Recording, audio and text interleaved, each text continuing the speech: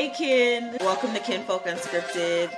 Welcome. I'm Martissa. And I'm Chanel. And we are your hosts. I am a Black, queer, pansexual woman married to an amazing transmasculine human. We live in Chicago. By day, I am directing HR and operations. And in the margins of that, I am content creating, gardening, cooking, being a dog mom, being a friend, and being a lover. An overall hedonist. I love me some pleasure, and that's what I'm doing in the margins. This is Chanel. I am in Arizona, raised here for most of my life, born in LA, but Arizona is what I call home. I am 31. I'm straight, Black, cisgendered woman married to a chocolate, straight Black man. And we have a 3-year-old daughter, well, almost 4. I've been a stay-at-home mom for 3 years. And yeah, when I'm not momming or podcasting, I'm wifing. I also garden. I like to read novels, and just experimenting with different avenues of creativity. So that's what I like to do in my free time. And now we're presenting this baby that we've created to the world. This little baby podcast. Also, my pronouns are she, they. Yes, and mine are she, her. And also, Chanel, you said your age. I'm 30 because I forgot to say that. So, early 30s, early 30 babies over gang. here. Yeah. Right. So, Chanel, what's up with you? What's up with me? So I'm very excited to be doing this, with you, to be, presenting this to the world. This is not our first go round, so that's really what's up with me. I hope this time it goes very well, that this one will make it to the world. I flew to Chicago a few months ago. It is currently April. I flew to Chicago in February. We recorded a bunch of episodes, our intro in person, so that we could really have that, that vibe, that chemistry. It did not record right. So here we are again, because we are perfectionists and we are trying to get it as good as it can be with the skills that we have. So I'm hoping this one makes it. But either way, I'm excited. And yeah, I just really hope that this show resonates with people. So, I mean, we'll get more into that later. But that's really what's on my mind right now. What about you? What's up with you? Yeah, I too hope this gets to the people. Definitely. I am also very excited for those who, are new to the show and new to us. Chanel and I are blood cousins, and best friends and beloveds. And so we, for a long time, wanted to do something like this. So it's just kind of exciting to be in the throes of that, even with all of the technical difficulties that we've been having. Mind you, we thought it was Mercury in retrograde, but that shit has turned straighter with it. So I don't know. It came and it's went. And also, context is that Chanel and I are both earth signs. Chanel is a Virgo. I am a Capricorn stellium, I think they call it, when you have one sign in like many different planets. Wait, one sign. Well, shit, I'm a Virgo stellium too, if that's the case. But I don't know nothing about that. I cannot speak to that. But just hyper earth sign energy over here. So some janky recording is just not, it's not gonna work for us. So here we are again doing this with you. Yeah. Outside of that, I can only think about this garden. Like, that's what my brain is in full garden mode. It's fucking spring. Honestly, yeah. I feel like that's what half of our conversations have been about lately. Yeah, it's true. It's true. And you know that. Listen, y'all, I put up this really janky like shade on my garden because Because it turns out that shading my garden costs more than, I had budgeted for originally. So we gotta wait a little while. So I put this little janky shade. Tell me why. It's been days. The wind came and just blew it away. Get out of It's here. just like hanging on one side now. So anyway, that's a Oh, little side. damn. But yeah, that's just one of the new, yeah. And we found a That's cat in the sick. garden yesterday. So a What cat the we don't cat know doing? because we don't own cats. But what was it doing? But yeah, what'd you say? What was it doing? Just perusing. Like, I'm like, hello, Oh, is this is this trespassing. is this not your first time? That was crazy. It was crazy. I don't know. So I'm just like, I don't know. I feel lucky because living in Phoenix, we don't have a lot of pests. I do know people have like ground squirrels or whatever. I haven't seen that yet, but I'm just saying. So if that's the one thing, I got a cat just kind of wandering a little bit, Right. when I'm not out there, then I'm not gonna complain too much because I'm like the shit I be hearing about other people and squirrels and other shit. Like I just don't. I No, won't for real, complain. because you know my situation with the damn squirrels. Yeah. Story time. So y'all, I garden in zone 6B, I think it is. So a little chillier, we get a hard freeze, all of this stuff, whatever. So, and I also grow on a balcony. It's not a whole lot of space. So I got these like beautiful green stalk towers. They're these vertical growing towers. Absolutely love them. I come out minding my business, walking through my little balcony garden, looking at my little green stalk towers, and what do I see but a freaking White Castle burger tucked into one of my green stalk packages. I was outdone because I was like, not you put this burger here thinking you was gonna come back and get to it later. Me Definitely and this did. squirrel has been at war ever since. We've been fighting. It's been eating my okra, the one little piece of okra I grew last year. Ate the Oh. whole backside of it out. So yeah, the pest or something. Yeah. So, yeah, as you can see, we both really love gardening, despite all of the craziness that comes with it. But I think we really just enjoy creating things and connecting with our ancestors and, figuring out different ways to like make things beautiful, in the Yeah, world. I mean, and sustain ourselves because it's not, I mean, I'm not growing shit just to look at it. You know what I mean? So, right. yeah. That part. That part. That part. Well, let's get into our hopes and dreams for the podcast. Yeah. So, my hope is that we get to tell stories and not just tell but showcase stories of you know just the multifaceted lives of what it is to be a parent because that's a lot of what we're going to talk about is parenting and what does that look like through preconception, through birth, through postpartum, through just the rest of parenting because it's the rest of your life. You don't ever stop. So I really look forward to showcasing different kinds of stories, telling my stories as they come up. And I just really hope that resonates with people. I think in my adult life, I'm realizing how important it is for people to feel seen in order for them to feel like they belong. And I want to make sure that our people, Black people, always have a space to feel seen in like the parenting space. And I know there's like we're not the first, you know what I mean, to talk about parenting. But we're gonna do it in our way.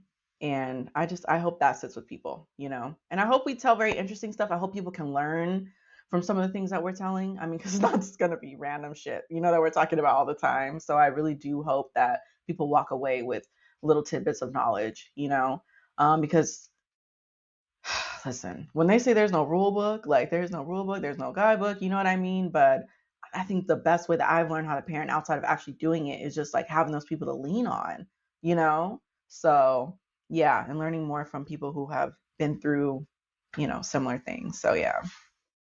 Yeah. What about you? Yeah. So I was very excited or compelled to do this podcast because I got really exhausted by not seeing a lot of Black queer people talking about family building and then talking about parenting. It's the reason I'm doing any of the work that I'm doing with Tisa Living, the work that I'm doing here is just because like having that representation felt really important to me. And yeah, I just think we need to be on blast with it. You know, like we need to be everywhere, talking about it everywhere, because I think there's so much stigma or taboo, or I mean, in the day and age that we're at, there's just straight up like legislation that is trying to be passed against families that will look like mine. And I think having more visibility to the fact that people are just people, you know, like people are just Mhm. people trying to live and love. And being a part of that conversation felt important to me. So it was that my hope is to be able to, very similar to you, is to like showcase different types of families, you Mhm. know, different types of families, different ways of doing things, to talk about the health pieces, to talk about the like, what does it look like for two Black women to live really intentionally and to do that at the identity intersections that we live at, Mhm. um damn near on two different coasts. So yeah, I want more visibility, and that's for me what my hope is in this podcast. Yeah. And I want to say not even just two different coasts, but two different like politically aligned states, right? Because that means there's different legislation being passed in that regard as well, you know. Yeah, And that also means in general, because you live in Chicago and I live in Phoenix, there's different opportunities for Black people, right? And Black families, and you know what I mean? So I just think that yeah, us living on in two different states really kind of like, I don't know how to say it, will just add more depth, you know, provide more resources for what kind of is going on in the parenting world and the health space and all of that. So, yeah, definitely that. Yeah, I'm curious to see what it's going to look like in the conversations we'll have years down the line about similar hmm, topics, you know, because I yeah. think that the political terrain is going to change. It better change for the good. Like, it got to change for the good. But either way, it's going to change one way Hmm. or the other. And I'm curious to see like how important the our stories, but also the stories that we're hoping to share and to showcase Hmm. here are. Yeah. Yeah, and the information. I mean, also part of our goal is to have on experts who are able to talk about particular topics that we're interested in, from health to parenting to gardening to Hmm. creative interest to cooking to any of the homemaking things that we do, um, to be able to come on and be like, let me spit some knowledge to these folks. Right. So, yeah. Yeah, and we also just hope to share the things that we've learned through doing, you know, in the garden or in parenting or in marriage, yada yada, but also learn through reading and studying, because we do read books about these subjects. And so we, you know, we hope to share kind of what we're learning. And we hope you all will share back with us, you know, leave comments, you know, write us emails, leave what's it called, reviews, all of that, Listen, but let please us leave a know what review. you think, absolutely. But share, you know, if we're saying something and we're, you know, we're missing an important piece, please let us know. If you know Heck yeah. something that we don't know, please let us know. Like, we are always searching, you know, for the truth, for knowledge, and we're just trying to uplift that. So especially in the age where the truth is seen as, or let's say facts are seen as, what's the word? I don't even know. I don't even know. I mean, we're living in um an anti intelligence era. Like just like uninterested in information, in truth, in any Yeah, of it. where facts are under attack, I think that's what I was trying to say. Yes, absolutely. Yeah. So we got to be careful, but we intend to share what we know to be true, not just based on what we feel, but, things we've read and experts that we hope to bring on and talk to. So, yeah, Yeah. And we hope you have some fun along the way. You know? we will. That will be happening. We are not such serious Nellies, you know? Okay, y'all. So for you to get a bit of our personality, we decided to do some hot takes today. We will do these from time to time throughout our episodes, but today we decided to do it so you can get a gist of kind of who we are, what our thoughts are, and again, so you can see that while we might be very serious about these topics, we are so fucking unserious. So, with that being said, I will go ahead and do my hot take first, if that's cool with you. Yeah, do it, do it. Okay, so my hot take is that dishwashers are the biggest scam probably in the world outside of insurance. Because I truly do think that all insurance are scams. Home, car, all of it. I'm not saying I don't have it, I have insurance. You got to. Please don't think that's what I'm telling you, okay? But it's still a scam. And dishwashers, I've never met a dishwasher that worked. Okay? I've lived in apartments. I've lived in old homes, new homes, you fucking name it. And I haven't met a dishwasher that actually worked. I if I have to wash a dish and put it in the dishwasher in order for that motherfucker to work. Also, I do cuss a lot, right? So please, yeah. Understand that if you're listening here. But then I don't need to be using you. What am I putting it in there for? So that's my hot take. And I don't know. A lot of people I've talked to disagree. I could care less. I actually could care less. Like they don't work. The only reason that I would be putting a dish in there is to sanitize. Even then, I live in Arizona. So in case y'all don't know, our weather in the summertime is 3 digits. So my water comes out scalding hot. I truly don't need to sanitize. Like that bitch, I promise you. I promise you it's being sanitized while it's being washed. So I don't know. If y'all if y'all have any brands that you would like to share about a dishwasher, you let me know. You let me know. Please prove me wrong. I would love that. Well, if for those who are listening and not watching, you could not see me. Obviously, you couldn't see me rolling my eyes because I vehemently disagree with this hot take. Chanel and I have talked about this many a times. For me, And we'll continue to until you show me a dishwasher that works. my dishwasher does me very good. Give it a little rinse. I'm not washing shit. I'm barely even scrubbing. Rinse, throw it in that boy. Me and Mars have a whole routine. At night, that bitch gets filled. It honestly is getting filled throughout the day. Like I should not start my day and the dishwasher not be ready. I Mm-hmm. should be unloading that boy, putting them dishes up, so that during the day I can just be putting stuff. Because one thing I hate more than anything in the world is a dirty ass kitchen. Drives me crazy. Mm-hmm. It's bad for my nerves.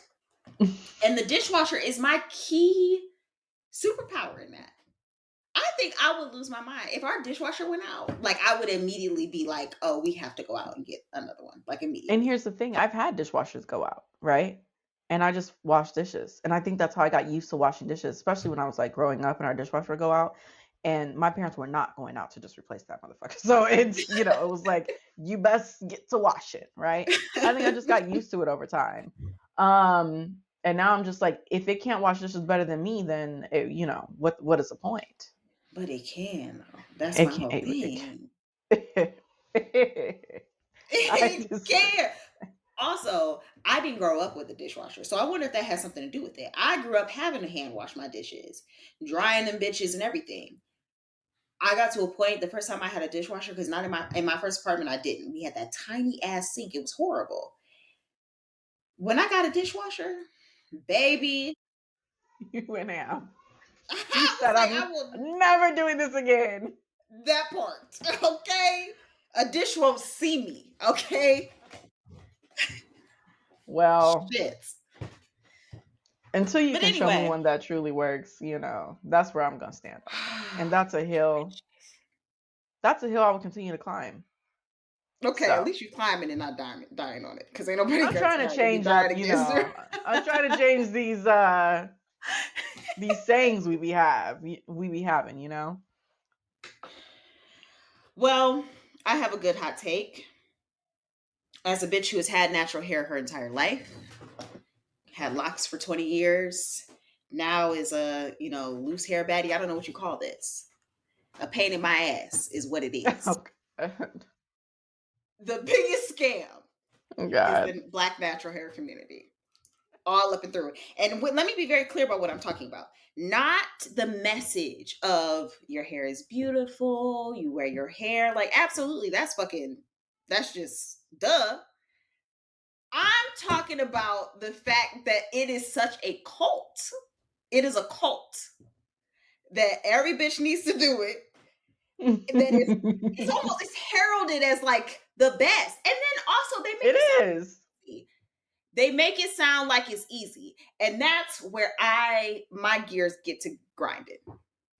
Because again, if you are listening to us, you cannot see how much fucking hair I have on top of my head. There is so much hair on top of my head. And to be detangling, washing. I went to a hairdresser today. She talking about, "Ooh, your hair is dry, bitch." I'm doing the best that I can with what I got. I'm doing the best I can with what I got. A bitch is tired. Then you get to doing all of that washing and detangling, all of that. You put your little twist in or whatever, and then that bitch shrink up so goddamn bad. It looks like you ain't got nothing but 2 inches of hair on your head. I am sick of it. I want to be delivered. I want to be You delivered. say you I think you just have to accept that that's what it is. I think so because it's not easy. It's not. And I will say when so just a little bit of context, right? Like I had a perm until I was like 16, 17, I don't know. My mom permed my hair when I was about 4 years old. So that was, and then I did the big chop, and ever since then I have been natural. I just got locks in the past 2 years. So yeah, I know very well what it takes. I will say when I first started, it was a very different landscape on the media and knowing how to do things. And yeah, they still made it look easy. They did, and I was very confused. Like why come wash and go was everything but and go? Like it was. But once I really got the hang of like how to do things, and I got my regimen down, like, baby, you know what I mean? It was, I didn't really mind it anymore. The shrinkage, How long? absolutely. How long, Chanel? It's been 5 years since I cut these niggas off. Well, I mean, it took some time, but you experiment with different things. You experiment with different things. And so I was doing a lot of twist outs in the beginning, and then I started to really just do wash and go. And then I found, I had to experiment with products, and I found the products that were really, worked with my hair. And then it was on and popping for until after I gave birth. I mean, that was like, forever. So I don't know. Like, I see what you're saying. However, I think you just got to accept that it is not necessarily easy, right? It's a process, but there's a lot of things that take processes. Gardening is a process. So you just have to kind of look at it that way. The shrinkage sometimes will fuck you up. For me, it fucked me up. Yeah. And I've been seeing on the internet, people having conversations about this. And people are saying like, "Oh, you need to accept that you're black," right? Like that's why you have shrinkage. And like I feel like there's a lot of negative comments toward the people who are like, "What the fuck?" Like, cuz I think that's what's happening, and I'm just like, I think the girls are just trying to understand what to do, right? Right. So, I Because don't I know. got inches. But you're Yeah. not seeing these inches because the shrinkage. Right. And that, And yeah, it sucks. that is enough to be pissed about. Like, you got I something to don't, be mad about. I can't complain. I mean, I can't judge. I mean, how I feel about, yeah, I got locks like 2.5 years ago, and I was literally about to comb these bitches out a few months ago because of the shrinkage. Like my hair was very long when I got them, and it is not anymore. So I'm just like, you ate my hair up. But that's just like, Yeah. I think, part of it is like you work really hard to make sure that you have healthy hair, right? That then gets long. Hmm. Sometimes we don't dye it or whatever, whatever, so that we can get the length that we want, only to be met with, damn, you can't even see it. You can't see all the work that you put into it. Some So sick shit. yeah. Well, yeah. But once you figure out how to maneuver, how to manipulate it a little bit, it's on and popping. I will tell you, I think I have found what I like, at least in this season. And this And what's season that? in length, I've been doing my stretched twist outs. Okay. Mm-hmm. And they've been eating up and down, Mm-hmm. like Mm-hmm. looking good. I mean, even today, I got my little blowout. She's Mm-hmm. cute. She's Yeah. cute, you know? The Halo Fro, I loved her. I loved her. But my issue with her, she always, I felt like she just needed, I needed to put on a look. Like, I didn't feel like I could put on some sweats. You see what I'm saying? Oh, okay. She looked good with a red lip and an outfit, Yeah. but just on my bummy days, we just looked rough. I don't To me. know.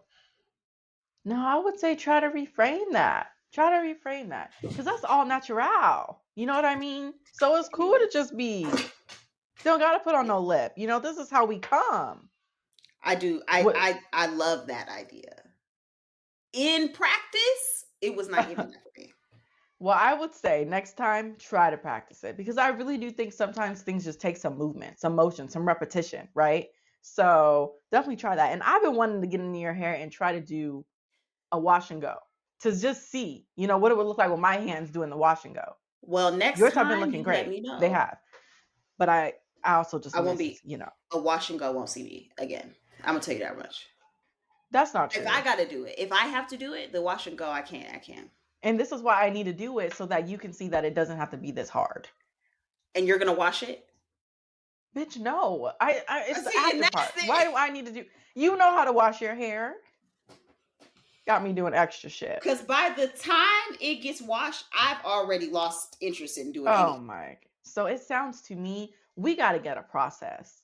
We got to get a process. We got to get the washing process down first so that it doesn't take, all that energy out of you so that by the time you get to the wash and go part, you're still ready to go. You still got Yeah. energy. You know what I mean? Yes. Yeah, that's what it Yes. sounds like. So for I anybody would listening agree. who might be struggling, um,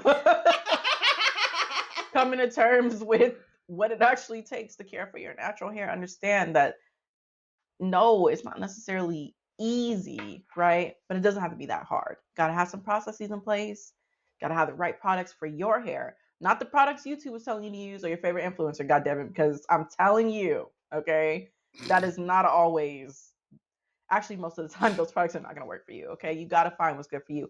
And what even help, I don't know how this turned into like a self help, but what might even help would be to go to like the best person, that your money can find and get a consult on your hair. What products they use. Let them put their hands in your hair. Let them do it as a wash and go. Okay. Not some braids, not some cool shit you didn't seen, as a style that you would like to wear so that you can get a sense. Ask them questions. They love to teach when you're in their chair, and Sure. show you the products and all that shit. So yeah. And I'm saying And from personal experience.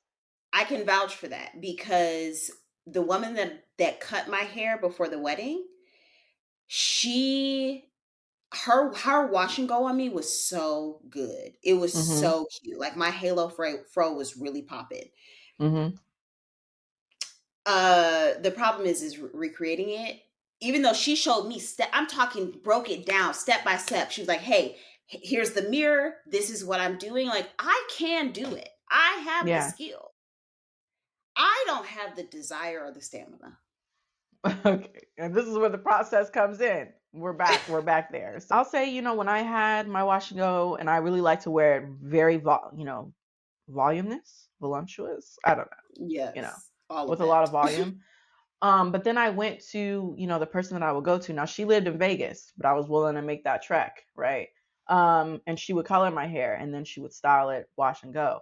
And the wash and go would look much different. It would be shrunk, but it would be like smooth, and every fucking curl was defined, right? And I'll be like, I can rock with this for a few days because I know I'm not gonna be able to do that shit again.